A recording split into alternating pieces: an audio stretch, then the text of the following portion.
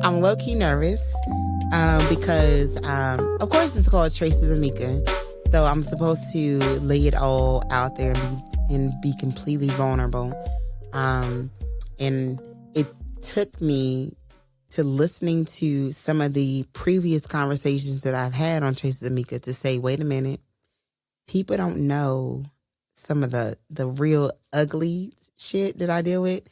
And it's hard for me to say. So just maybe 2 weeks ago, on Easter, I told my children like the core of who their mother is. So, and I want to have this conversation. So everyone who's listening, I'm joined by one of my oldest and closest friends for 11 years. Yeah. Nicola Mitchell. I like to call her Nicola. She's an author. She is a philanthropist. She has a nonprofit organization. She's the founder of Girls Who Brunch. But we met each other 10 years ago on a website. I want to say it was a website called Ning, right? No, we met on Yahoo groups. Oh, shit. Okay. Dang, for real? Okay. We met on Yahoo groups and then went off to Ning, whatever. Ning, right. Yeah.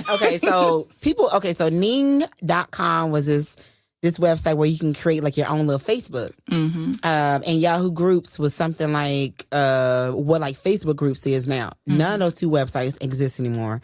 But she reached out to me, and I had AA and BC then, and it was just like this online book club. And she reached out. I think you was talking about like your book or something like that. And then from there, though, the conversation went to like some other type of shit. Kind of like if you was a dude, like we probably went together. Like, right. Like, because we started talking on like some personal type thing. And I was like 21. Mm-hmm. I was married. Mm-hmm. I had my Junior was here at that point, right? Yeah, he was a baby. He was a baby. Mm-hmm. Like you met me at the very beginning of my book career. So you've seen me grow. Like, it's really weird. People don't really know me. You weren't even 21 yet. Yes, I was. I was probably going on 22 because I started Delphine Publications in September 2008.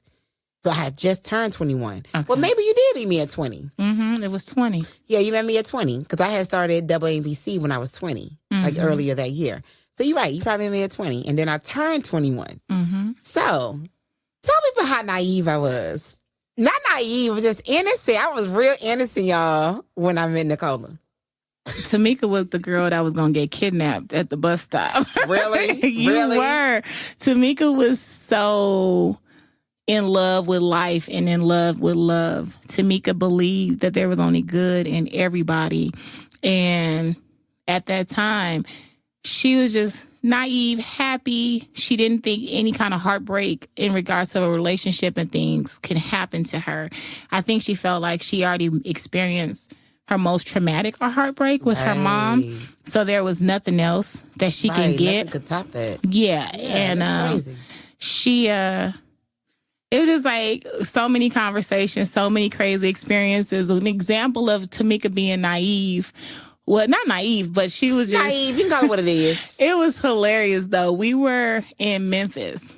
At the Red Roof Inn? Yeah, so let me tell you, we used to be on tour, right? And people thought, we got so many haters in this world, but they just don't understand what the grind tactic we really had. Tamika would buy books, pay for her books, then turn around, pay for my books with the same card, with the same authorization. So somebody's account is going to be negative. So we took turns. It was her turn this time, my turn the next. And our goal was not to make a bunch of money, but just to get the other person's account out of negative. Mm-hmm. That's what we hustle for. We had somebody who gave us discount cards for hotels. Mm-hmm. So we split hotels for $25. Yeah. I forgot about that shit. We did. Y'all used to hustle hotels. We split a hotel room for $25 a night. And then we split a car, but we wouldn't do the same event. Sometimes we would, but our goal was to be different. So we'll just book different things in that same city. So this particular time, our hookup ran out of discount cards. So we was at the Red Roof Inn, y'all. At the Red Roof Inn. In the hood in Memphis. Mm-hmm. Oh my God. And it was a guy that was there that came down from Atlanta that I did not hey. First of all, I was so innocent. I know I talk about how I like to date multiple guys now, or I'm just very open to, whatever. But then, like, when I was married, like, I was, and even now I can get back to that point of being really committed to one person. But when I was really, really, like, just all about my husband then, like, I was very, very, very, oh my God, girl, I don't even know how to be like that no more. She was. And it was hilarious because this guy, I knew him, but he was friend zoned from a long time ago.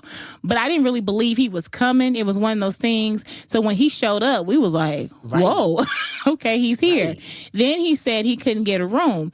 It was booked or something. So I was like, well, I knew he was friend zoned. I wasn't going to mess with him. He could sleep on our floor. Right. He could pay for the room. Right. That was in my head. Yeah. Mika said, nope. I'm married. My husband will not allow that. Like that. Mm-hmm. Now, this is before I cheated for the first time, y'all. Now, granted, I haven't always been, so open with, just dating freely and just vibing with somebody new. Like, I was married. Like, for me, like, a vow meant, like, lockdown. Like, I couldn't do this. I couldn't do that. I couldn't look. I remember the time I didn't look dudes in the eye. Yeah, I remember that, too. I was real good. You were good. So, y'all can shout out to my ex for creating or helping to create the new Mika. Because when he showed me that loyalty really meant nothing, or not just loyalty, but honesty. Honesty really didn't mean much. Like, you could really look at somebody that you really, really, truly love and just lie. I was like, okay, cool, bet. I wasn't the same after that. Like, it really shifted. Like, it was around. Once I really cheated for the first time, and let's talk about the cheat. I'm not a malicious cheater. I don't just be cheating and hurt niggas' feelings and shit.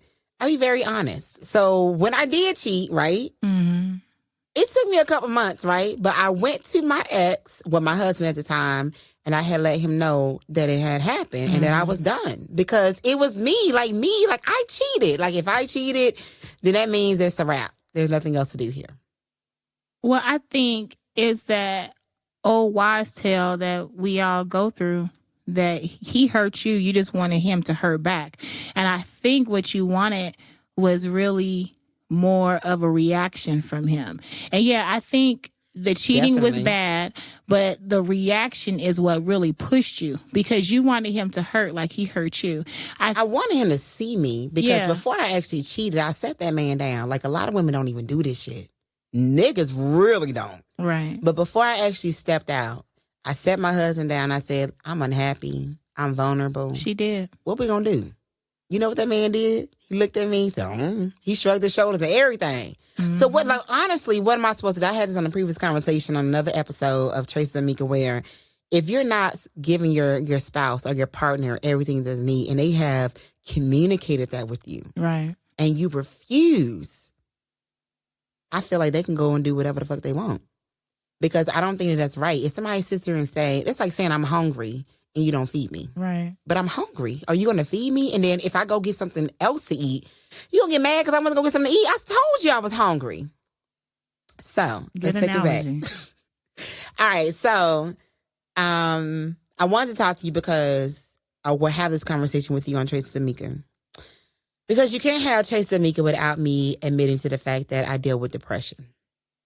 Without admitting the fact that I do have, they call it mental illness. However, I say I have to just work harder at being happy. And my depression sometimes can be slightly severe than others. And I think that for the most part, everybody deals with a partner in life where they're not as happy, and they have to, get up and be, joyous and all that jazz. But I honestly have days where everything is straight and everything is good.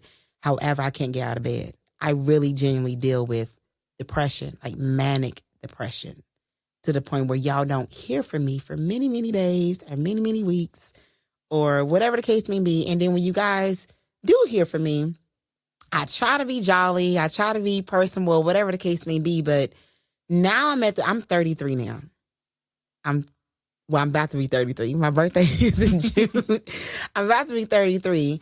And I had to be honest, like, I've been dealing with this for a very, very, very, very, very long time, to the point where I had to trace my steps and say, and think about when it actually started.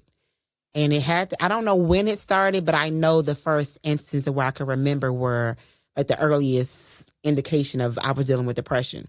So Junior is about to be 12. I don't remember half my pregnancy with Junior. I don't remember my doctor appointments. Even now, when I try to remember now, I don't remember my doctor appointments. I don't remember looking down and seeing a belly. Like, I don't remember a lot of these things because that was immediately after my mother passed too. Like, my mother passed 2 weeks before I became pregnant with my son. So I was in they call it, what they call it? Like a medically induced type of depression, but it's like you're in a zombie mode. Like you're in autopilot. Like you're functioning, but your mind and all that is not there. So that's what I was in autopilot, just doing everything. Like even when Junior was born, like the first, I don't know. I don't remember nothing. I didn't remember nothing. So fast forward when I moved here to Georgia, maybe a year and a half after living here. I'll let you tell the story because I don't quite remember a lot of the stories. A lot of the incident, because obviously I wasn't as, aware and present. We don't really have to go into a lot of detail, and like specifics, but just, scale the surface of it and all that jazz. Well, she pre-warned me. A lot of times though, you got to know your friend. You got to know your loved ones, because she didn't just come out and say it, but she pre-warned me with some of her actions, some of the things that she was saying. It was a buildup. And so it made me really hypersensitive to like, all right, let me call her back. And then I called her and she didn't answer the phone. And then I called her again and she's like, oh, I'm asleep. So I was like, okay, cool. The kids told me that you were asleep. I said, okay. So she ended up calling me in the middle of the night and she was sounded like she was speaking in tongues. She wasn't herself. She sounded like she was out of it. Excuse me. And I'm like, what's wrong? And she's like, I did it. I'm like, you did what? And she's like, I did it. I don't want to be here no more. I'm tired. I'm tired, Nick. I'm tired. I'm tired, Nick. That's good about right. I was like, what? I'm like, where are you? So I'm trying to keep her on the phone. I'm speeding to her house. I don't know how I didn't get pulled over in Cobb County. I'm speeding to her house, and I come, and praise God, I had a key. Right. You ain't got no key to the house now. I need to get a key. I need to get a key, right? I had a key, and I let myself in, and I'm like running it, so you guys can see it. You remember that episode on Being Mary Jane, and she broke that window, and she came in that first episode, and she ran up the stairs, and I was running up the stairs. I didn't see her. I'm downstairs, and it was a really big house. Going from room to room, I didn't see her. She's on the porch in the backyard, laid out. She said she took pills. I'm like, did you take pills? Did you take just alcohol? She was, yeah, she's telling me everything. So I called the paramedics because I don't know what to do, right? And I'm talking to her. I'm holding her. I'm like, Mika's going to be okay. She's crying. I'm crying. I don't know what to do. Take her to the hospital. So my protective mode is just make sure the household is okay, but make sure she's okay too. So the children was at home? Yeah. Okay. Like I said, I don't remember this night. Yeah. I do. Okay. I remember bits and pieces. Just to narrow it down, I'll have moments where I say to myself, and when I try to connect with people now, and people mean like friends or guys I want to date, it's for me, it takes longer because I don't easily open up. Right. If you want to know about my past, you want to know about the core of me, it's not so pretty. So I don't want to just sit here and just tell you about my past, because what I'm going to tell you about, like, it's going to bring down the mood. It's not a lot. I mean, other than I took matters in my own hands and put out my own book and then, did all these great things. Before that, if you really, really wanted to know, like, my beginnings, it's not as joyous as, I would want. So I don't want to talk about it. So I'm very shut off. Right. This was the first time I went that far. Like, of course, I've had, when you're dealing with depression, you have these moments where you want to tap out and you don't want to be here. But I've never taken it to that point where I'm like, I bet this is it. Let's tap out. Let's get it. Like, I don't want to be here no more. Like, real talk. Like, and it took going through that situation because when Nick found me, I remember, ambulance and people and things like that being there, but and being in the hospital. And then when I woke up, when I was very aware and alert of what happened. She thought it was over. She just wanted to go back home. I wanted to go home. But when they told me I couldn't go home, that's when I knew, oh, shit. Yeah. All right, this is some serious shit. So the hospital wouldn't let me go home. I actually was committed. Like, they would not let me go home. I remember them escorting me to the crazy people van in a gown. Yeah. And I had to and I told myself, don't act hysterical, don't be emotional, because they're going to keep your ass longer. Mm-hmm. And honestly, yes, I'm sad. Yes, I'm depressed, but I'm not, my mind I'm not dumb either. I'm very aware of what's going on. I don't necessarily want to be here in the cuckoo house for all the other people. But that was one of the worst experiences in my life. They took me to a place that was so far from Georgia, first and foremost. I mean, so far from Atlanta. And when I got there, the whole process of checking me in and then the meal that they gave me, it was like, first of all, I ain't never been arrested. So I don't know anything about jail food or anything like that. Never been arrested. But this really was jail. Like, I was in a place where I could not leave. Yeah. Like, I remember the first night being in that facility where when I was showering, I said, I got to find another way to deal with this.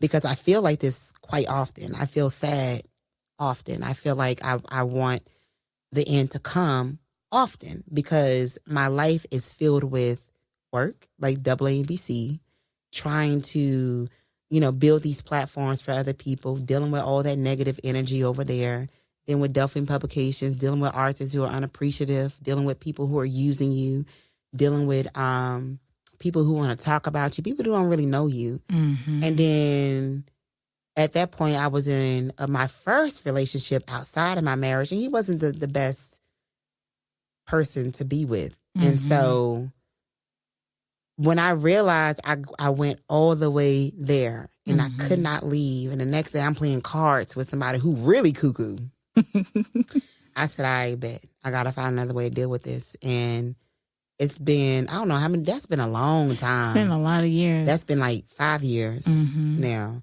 And I have been like consistently working on my mental since then. Yeah. Going to counseling, maintaining my weight, exercising, trying to be a better mother, working on my communication skills.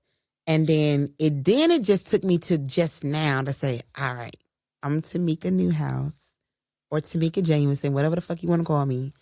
And I have depression. And sometimes I have anxiety. And sometimes I have these suicidal thoughts. And it takes me to actually verbally admit that to be able to work on it. I think until you admit it, until you say, like, this is me, this is some things I have to deal with, then you're never going to be healing. You're never going to be moving forward. You're never going to be better. And for me, now I have appreciated and embraced the fact that I have to work on being happy. Yeah. More so than others every day. So that's why I always greet people with, howdy, how y'all doing? Like, I try to be very, very overly, is that a word? Overly? Yeah, that's a word. Happy and joyous and comical and personable. And doing that, though, has allowed people to be in my space who don't necessarily need to be in my space. Let's talk about that. Well, let's talk about that. But just one thing I just want to add to what you just said. During that time period, even after you got out the hospital, you went through a phase that just every so often you just disappear. Mm-hmm. And that used to scare the hell out of me. But I just had to let you be, and just wait for you to come back around. And I feel like these last couple of years, you've done so much better. A lot better. So much better. So you have, from the outside looking in, you have found that happy place. I think the way I have found my happy space is by being by myself.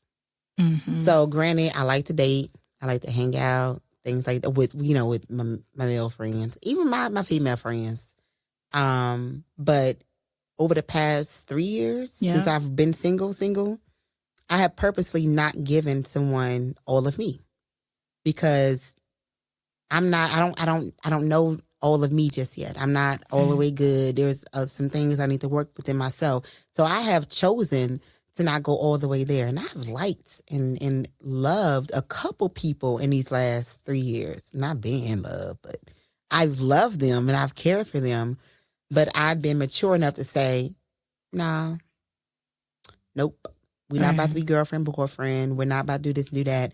I'm not that type of person where I'm going to say yes and I know I can give you all of me. I know I can't give you the things that you may want. And granted, I don't really want to. I have really enjoyed not being able to have to be obligated to somebody or having to consider somebody else's feelings and emotions because I'm having to consider mine first and making sure that I'm doing what I want. I'm enjoying it.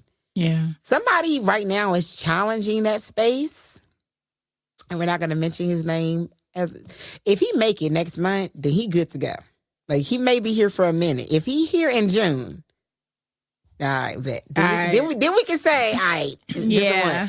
But it's been a minute. I don't really want to, I can't be a partner with somebody when I'm not all the way good myself. Like, let me be good. Like, let me get myself together. Let me just enjoy my space. And it doesn't mean that I'm not here for you and I can't be here for you, but that's all I can give you. I can just give you parts of me. And that's me being honest. We come across a lot of niggas that will feed us this dream or this game, and they're not being authentic and honest. And I don't know how to be any other way but me. Mm-hmm. I can say I like you, but I can like him too. I can say I like you and then not talk to you for a couple days or a week or whatever. That's just me. I don't know. I'm still dealing with it. Mm-hmm. I don't know. I'm still dealing with it. So as far as dealing with growing up and embracing, I guess, who I am, because this is me. Mm-hmm. Trying to be a great mother, trying to be a great friend, and then pursuing my dreams at the same time. I have to say that not only do I appreciate you being a part of this journey and this process, because you could have said a long time ago, "Oh, y'all, I found Tamika new house. Like, she was laid out and stuff, and she crazy and she cuckoo." Like, those things could have been said, because I've had friends, or not friends, but people who claim to be my friend, be close to me and then violate my privacy. And you've never done that. So I appreciate, not only, man, I appreciate that, man, Nick. Like, you don't even understand, man. Me and Nick got some crazy history as far as personal, as far as business. You are 7 years older, 7, 8? 7. 7 years older. Mm-hmm. Telling you, man, the same shit that you probably dealt with at 33. Yeah. I'm dealing with it, or I'm tapping into it. Mm-hmm. So it's like, you be ahead of me. Yeah. And I see the things that you go through professionally and as far as personally, but our journeys are not too much of a difference. Mm-mm. Nick, I mean, can I brag on you for a little bit? Okay. Oh, God. So Nick is a single mother. I met you being a single mother, and your girls were what? Little. They was 10? Yeah, they were young. Yeah, they were like 10 and 12, very, very young. And she was in Vegas. And me and her had similar dreams and ambitions. And when you began to step out, not only did you take care of your girls on your own, but you pursued your own dreams all at the same time. And then you were attacked.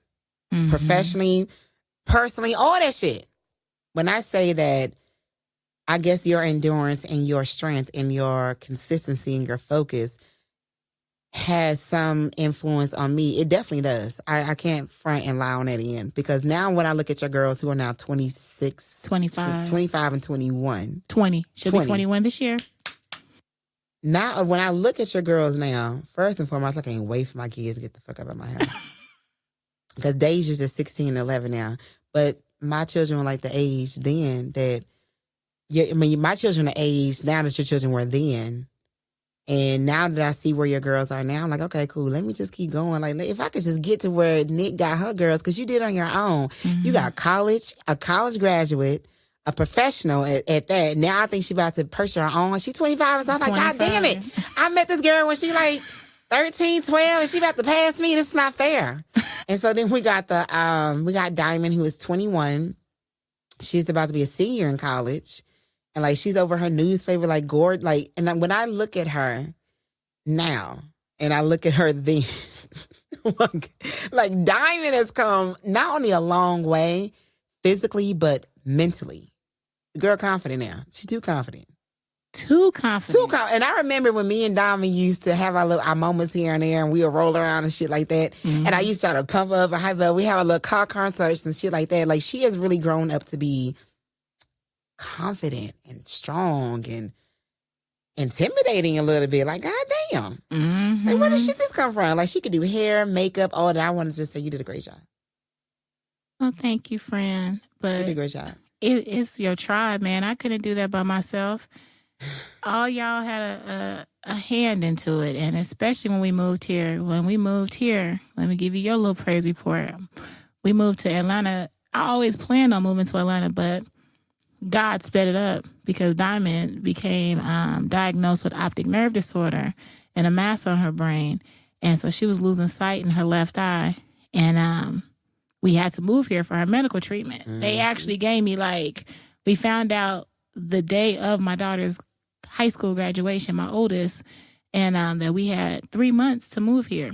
So my kids never lived in an apartment. They never did any of that. They've had a big old house in Vegas. They've lived a very sheltered life. And I had to come here and find shelter. Yeah. And downgrade a little bit. Yeah. And you did that. Like, it was it was humbling. Like, you really humbled yourself to really just come here and not only pursue everything that you wanted, but at the same time, Diamond still needed her proper care.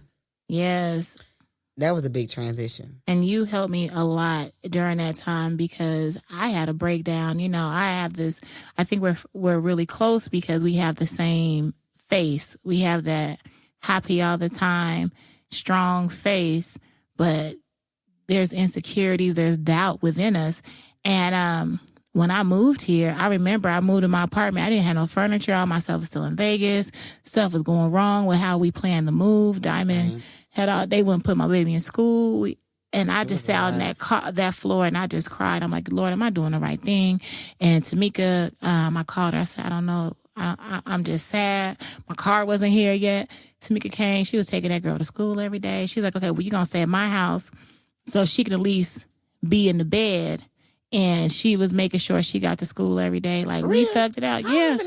Yeah, we stayed at your house till my car got here. Yeah, okay, I do remember that. And then I went back to Vegas. You kept Diamond when I left back and got Abby in the car. Dang, Abby forgetting shit. Yep, you did all that. And again, I wouldn't have been able to do that. You know, during that time, you find out who's really your friends. Because everybody love you. Especially when you're doing on top. When you're doing something for them too. They really, really love you. But when you're in your wilderness, you really see who the real ones are.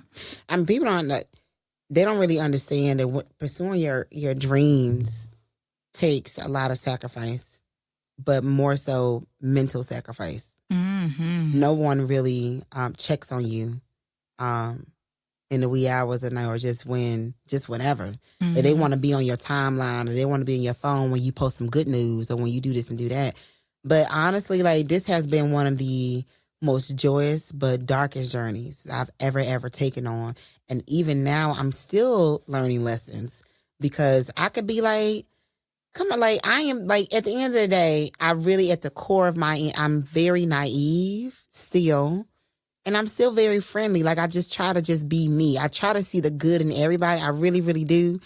But honestly, moving forward, everybody a fucking enemy. Yeah. Not just an enemy, but suspects. Everybody suspect. You gotta earn this shit. You gotta earn it. Everybody suspect. You used to tell me that shit. Man, I used to tell this girl that shit because, like, she used to say, you just a conspiracy theorist. Because I used to be like, man, I don't trust that bitch. I smile. I get it now. I be like, no, I smile at everybody, but I'm like, hey, look at that one. Look at this one. I get it. And she was like, no, she's cool. Da, da, da. And then here it come. And I don't trust. And Mika, I didn't want, that's the one thing I love about you. You trusted everybody. Yeah. I didn't trust men too, especially when you're a woman doing what you're doing. These fools look at you on Facebook and Instagram. They either want you to take care of them, help build them up, or they're in a situation and think because you built you up. You can save them. Yeah, you good. Like I'm a lifeguard. I got time for that shit. What's crazy is, people will look at us like that, and not only are we single mothers, but my nigga, I ain't had no job since I was 23. Girl. Like, every single dollar or every single relationship that I have built since I was 23, I work hard for that shit. I still don't have no job. So people don't, and that is not to brag on you. That shit hard. It's hard as fuck. Not knowing where your money coming from. It's a true belief testimony on yourself. And the thing is, too, like, when you're going through your bad times, when you're depressed and you're all that shit and you can't work, your money depletes. Yeah. When I came here, Diamond got sick, I was at a real good place. Monetarily wise, money-wise, I was real good. And when I was in torn, that shit slowed down. And so when you get in your wilderness, you can't. You have to still work. They be like, you in the hospital. Why are you working? Because, bitch, I got rent to pay on first. That's why. Right. That's why I'm still working. So I applaud you. Like I said, I see your growth. I seen who you were from the beginning. Some people don't understand you. A lot of times people call me because they think I'm the nice one. I'm really not. And I think it's interesting that people call you to talk about me to you. That's some dumb. First of all, if y'all listen, stop doing that shit. That shit is dumb as shit. Like, talk about me to somebody who don't like me or somebody who don't really know me. Exactly. Secondly, I don't give a fuck. But look, I really don't care about what people say. I really don't care because honestly, like, I've been talked about and you've seen it, like from the very, very beginning. Yes. From the year one, I've been talked about from our own people. Not from outsiders, not from another race or whatever the case may be, or somebody who just wanted to match my greatness, just from regular ass, random ass other black people. We are the worst of the worst. Yeah. The same people that we would sit here and support and promote, we build, we put them on our events, we teach them, we mold them, we mentor them. Almost all of them. Yeah. Oh, can I repeat? Oh. ALL. All of them have shown their true colors. Yeah. Every single one of them. As soon as you tell them no. Yeah. Or as soon as you're not useful to them. Or as soon as you don't let them into a certain place in your life, they show their true colors. And I have now firsthand seen those things. Not just from multiple individuals, from a personal perspective and then from a professional. Like, I don't want to say that I'm hardened and that my heart is ice and I'm very alert and I'm very aware. So, which is why I ain't been with nobody in 3 years. Which is why, I don't give a fuck when people talk about me online or when people. Hey, did I tell you I was a hashtag this year? I became a hashtag. I became a meme. All that shit. I don't give a fuck about that. I really, truly, truly, truly, truly don't. And the reason why I don't. It's because this journey that I was on, this goal and this dream that I had was already designed and set for me way before I actually pursued it. Mm-hmm. This is not my story and this is not my journey. So you can sit there and then you've had this same fucking situation. Man, when I said people would take their time out their life to create campaigns, websites, hashtags, memes, events. Call people, sit on the phone, have town hall meetings about us. Yeah. You had that before me, like that ain't it? You that important? Yeah, girl. Now that I've had it, I'm like, God damn. And the cold part is you get it because, like, you just got to stand firm. You people see you and, everybody wants you to be their mentor. Okay, well, all right, so I'll mentor you. But okay, it's got to be a give and take. All my relationships, it got to be give and take. So if it's not give and take, then I can't do it. It got to be a balance. And then my circle of friends, Tamika is really like the only new friend that has been around my family that has kicked it with my circle. All my friends have been there since I came from Jamaica to America. And they either my family, my friend, and a couple friends, but all family, and that's it. I don't let nobody in. Tamika's the only one that crossed the threshold into that. So you meet all these people and you're nice, so everybody think you're their friend.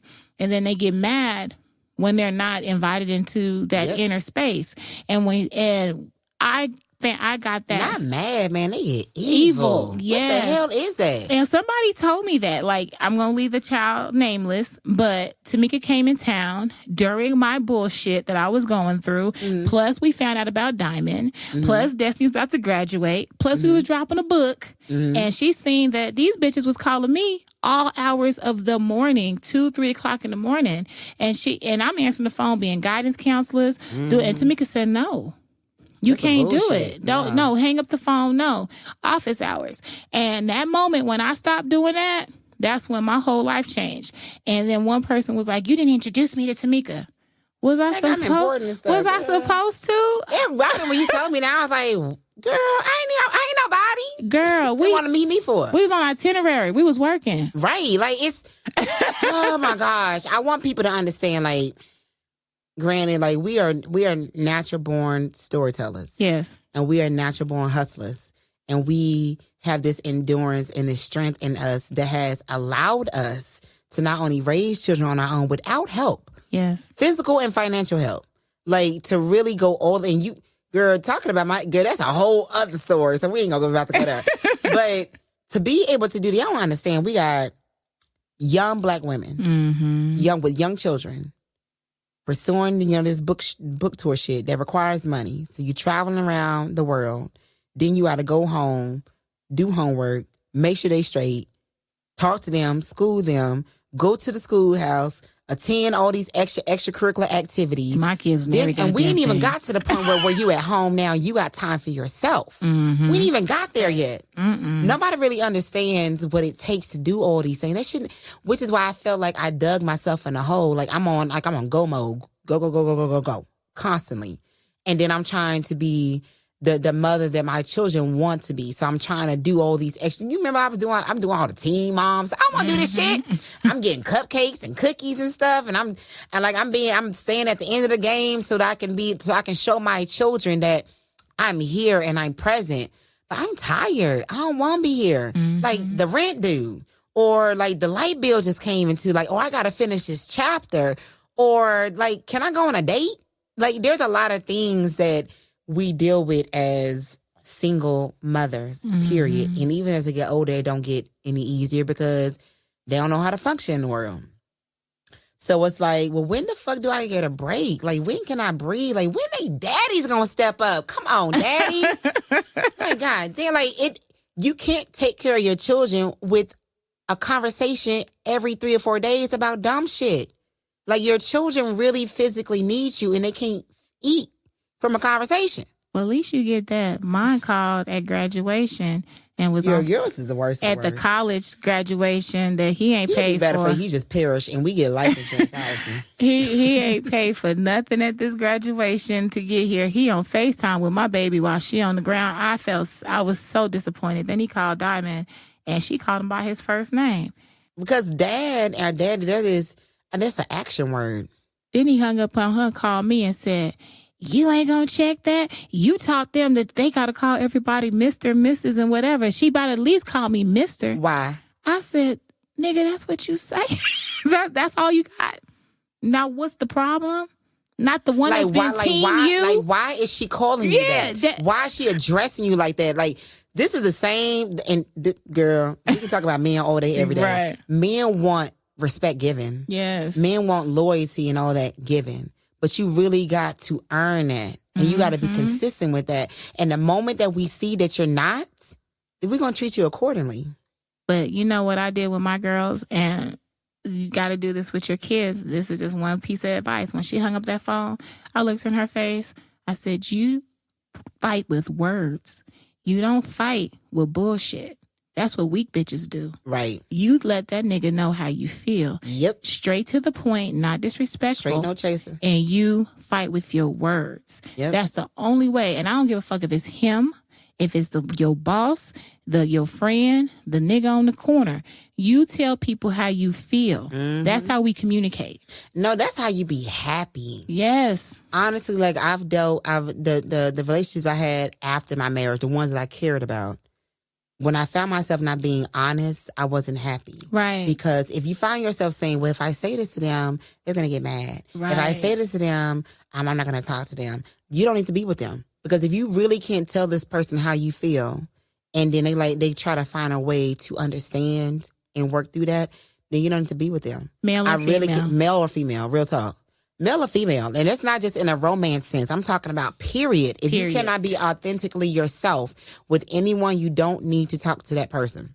Let me take my own advice. Matter of fact, let me call my boo thing and tell him I got some stuff I need to say. So let me get back to the subject.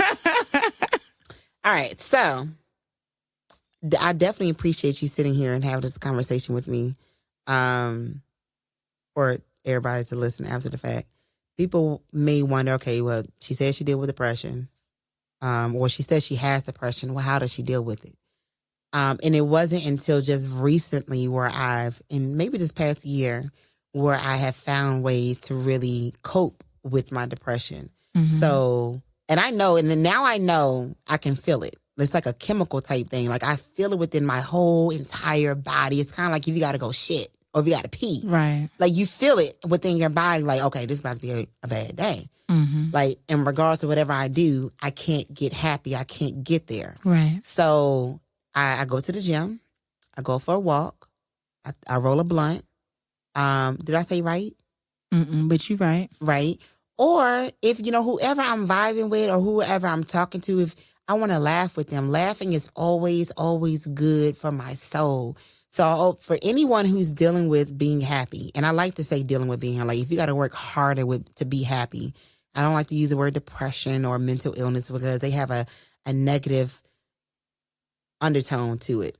And it's not negativity. It's just what it is. Just like I'm a girl or I'm a mom. Okay, I deal with depression or I deal with anxiety. Cool. Right. So I'm going to find a way to deal with that. Like, this is me. So just find a way, find some things some of your fun hobbies that you like to do.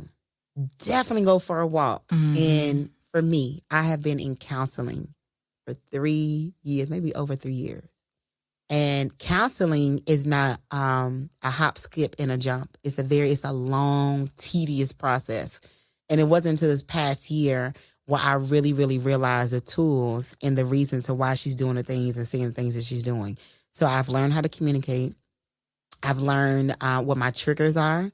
And I think therapy is just learning yourself. Like you got to really learn yourself. And then I discovered that I never dealt with my grief, which is why there's a lot of gaps in my life where I don't remember because I will just block it out and I will just go with the motions of things. And I can't sit here and tell you I don't even remember half of 2006 or like even when you were saying these, like it was a lot of things I was even dealing with when I moved here to Georgia. So knowing yourself and knowing your shortcomings and finding a way to balance that out, that is the key. So whatever that may be, it could be a particular sport. It could be, I don't know, a particular hobby. It could be like the travel. It could be if you're journaling, whatever you feel that can help you heal and where you can kind of get those things out. I highly recommend those things because that's personally what I do. And I know that I'm going to probably be dealing with this, not probably, but I will be dealing with this forever. And I'm one of those people where I don't want medication. Right. And so I'm not going to choose to medicate myself until I feel like I'm a danger to myself or a danger to others. And now when I say a danger to where I'm to the point where I'm really like, I'm probably going to like do something. Right. And I think that moment where you did find me and then I was committed and I went through that whole traumatized situation.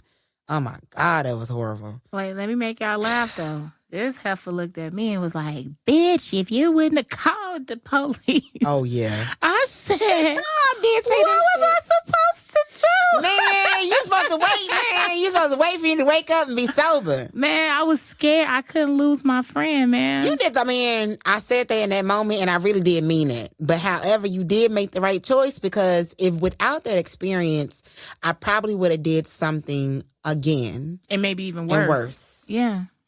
So that makes me think twice about any and everything that I do now. I never want to get to that point where that was the closest I've ever gotten to, like, tapping out. Like, I don't even remember what they said my alcohol level was. Like, I was to the point where, oh my gosh, I had alcohol poisoning in my blood. Like, it was just... Yeah, because they were like, what did she take? And they couldn't find any pills. But I was like, she said she took pills. I was like, I don't know.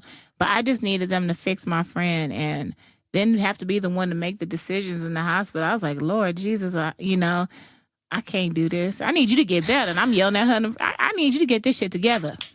I'm gonna tell you what. We're gonna leave it on this note. When the day that I do pass over, I promise you I'm gonna be straight. You know why I'm gonna be straight? Why? I'm doing everything I want to do. Amen. I really am. I'm having the time of my life. Even though I know I deal with this mental imbalance, I'm having the time of my life. Like, I'm enjoying my children. I'm enjoying my creative process. I'm enjoying the people that I'm meeting. I'm enjoying traveling. I'm enjoying the stories I'm able to create. I'm doing everything I want to do. So if I were to perish and pass over, I'll be straight. Like, I'm up until this point, I did everything I wanted to do. Of course, there's more things to do, but our days are numbered. So I'll be straight. And I want people, to kind of live on those terms. Like, don't live on, okay, I'm going to do this one day. I'm going to, hopefully I'm going to do this and hopefully I'm going to do that. Just do it, because it brings a sense of peace that can't be bought or borrowed. Like, I can't even explain it. I'll be straight. Like, the only fear I have is because I just don't know what's next, because I'm nosy. That's the only fear I have. But other than that, I'm straight. So whenever the time comes, I'll be straight. Hopefully it'll be a while from now. But if it's not, man, I'm going to be straight. I promise you I'm going to be good. I'm be sad because I probably ain't going to see y'all no more and stuff like that. But I'll be straight. With that being said, y'all go out, love each other, love yourself, be honest. And if you are dealing with depression, if you are dealing with anxiety, or you do have suicidal thoughts, the only way, or the first step is to admit that. Yeah. And then go and seek the proper help that you need. It will not get better until you actually do the work. Amen. Do the work. And don't be ashamed to say it. I ain't ashamed. My name's Tamika in the house, and I have depression, or I deal with depression. Amen. And with that being said, all right, y'all. Let me go give me a glass of wine.